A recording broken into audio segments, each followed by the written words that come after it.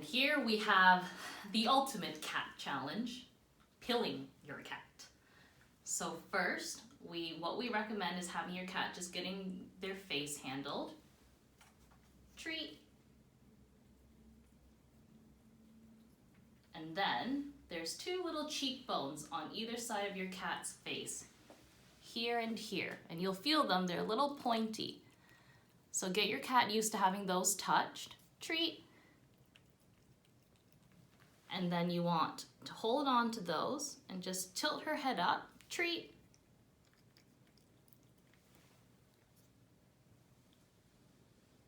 Treat.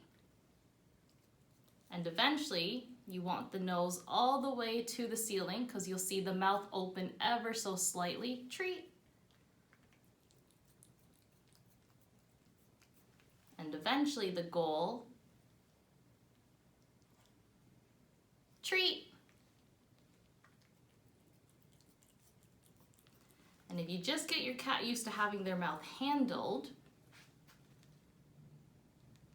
treat, it won't be so bad when an actual tablet is going down.